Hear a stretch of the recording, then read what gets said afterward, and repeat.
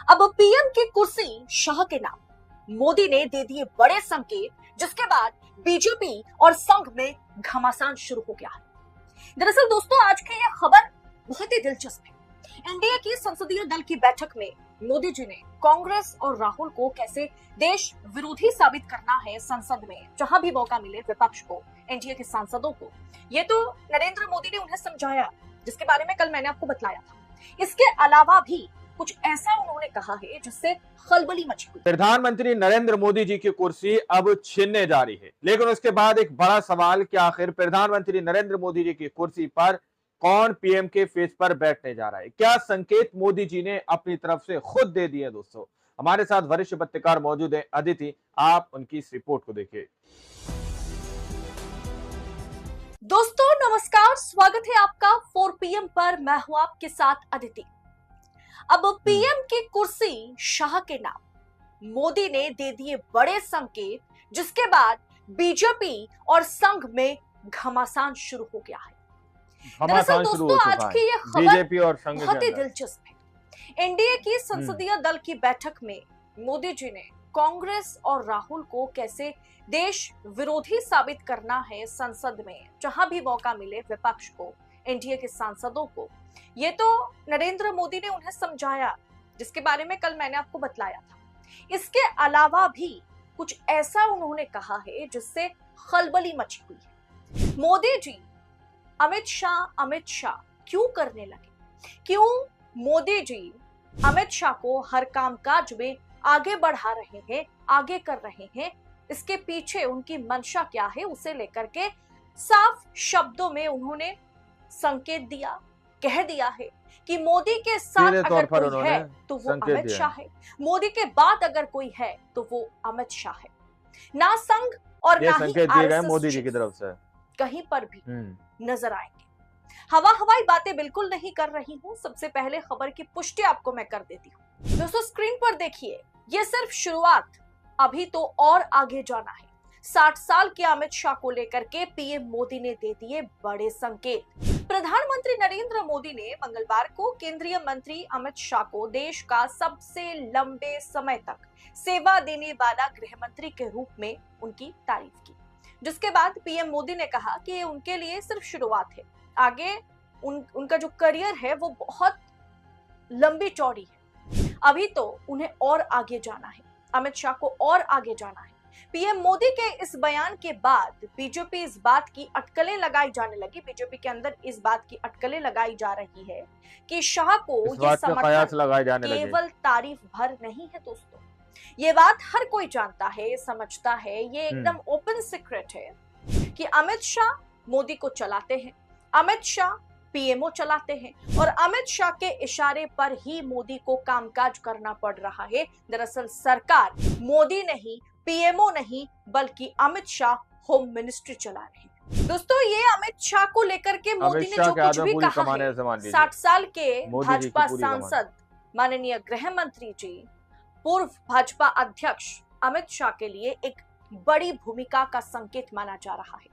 NDA संसदीय दल की बैठक में सांसदों को संबोधित करते हुए मोदी ने पहले तो संबोधित किया, जिसमें उन्होंने शाह का जिक्र किया, शाह की तारीफें की, तारीफों की इस तरह उन्होंने पुल बांधी कि लाल कृष्ण आडवाणी के ऊपर भी अमित शाह को उन्होंने रखा। उन्होंने ये कहा कि लाल कृष्ण आडवाणी के कार्यकाल को भी अमित शाह ने पीछे छोड़ दिया है, जो इससे पहले सबसे लंबे समय तक गृह मंत्री रहे। लाल कृष्ण आडवाणी को भी अब अमित शाह ने पीछे छोड़ दिया है। मोदी ने कहा है कि ये तो अभी शुरुआत है, अभी और उन्हें आगे जाना है। साथ में दोस्तों, उन्होंने खुद एनडीए के सांसदों से बातचीत करने के बाद अमित शाह को मौका दिया। अमित शाह से कहा कि अब आप इस मीटिंग को कंडक्ट करें।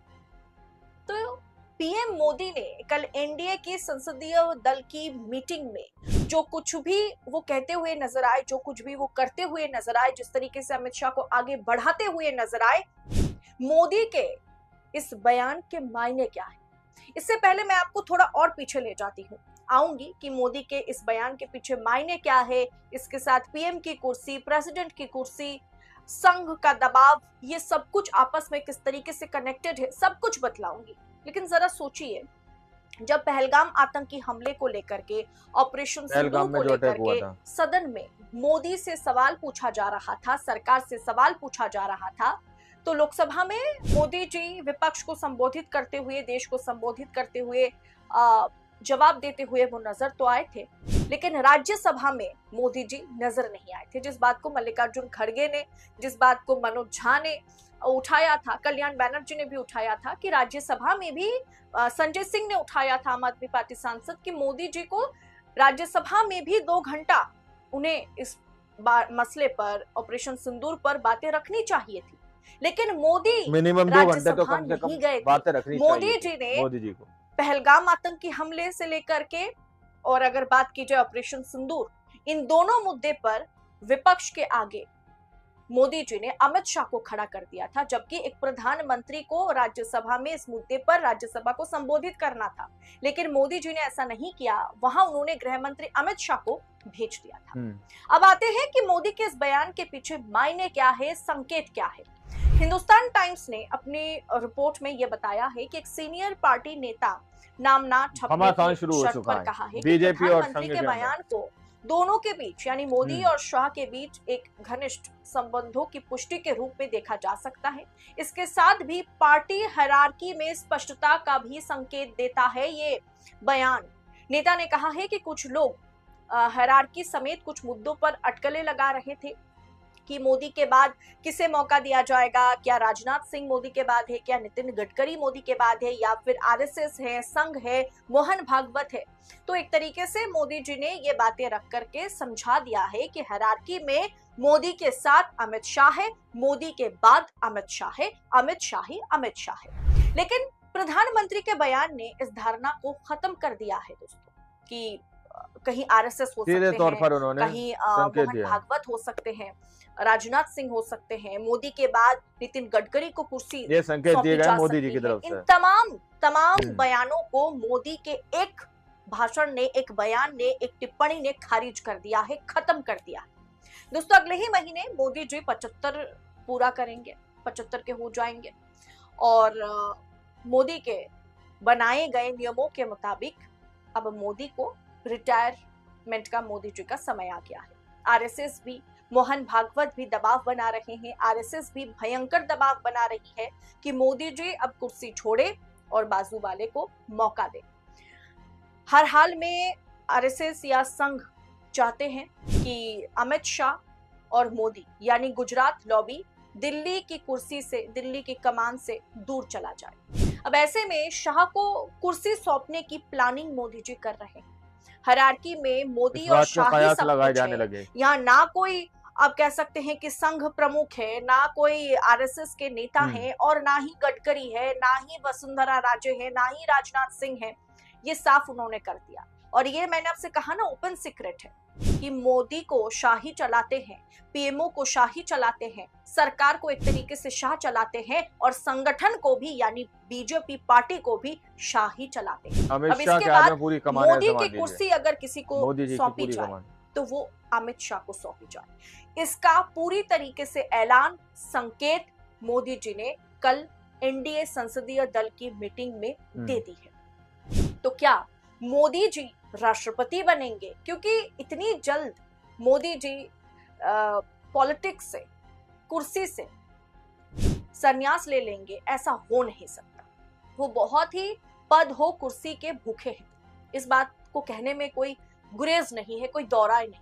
तो क्या मोदी जी राष्ट्रपति की कुर्सी संभालेंगे और शाह को प्रधानमंत्री की कुर्सी सौंपी जाएगी? क्या इस फॉर्मूले पर कामकाज किया जा रहा है? क्या पीएम की कुर्सी अब शाह के नाम है?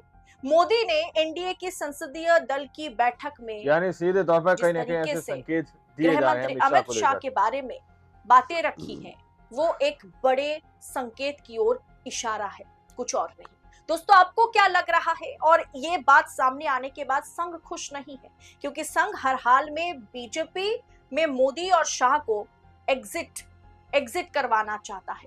अब ऐसे में मोदी के सामने रिटायरमेंट की उम्र है, समय है, महज 1 महीना, उससे पहले अमित शाह को हर जगह पे आगे बढ़ाना, अमित शाह करना, और अमित शाह कि अमित शाह कितने बड़े दावेदार हैं, कितने सटीक दावेदार हैं, इस बात का एक तरीके से एनडीए की बैठक में ऐलान करना क्या कुछ पहलगाम में जो अटैक हुआ था। दोस्तों आप खुद समझदार हैं, खुद समझ सकते हैं कि ये सब कुछ के मायने क्या है।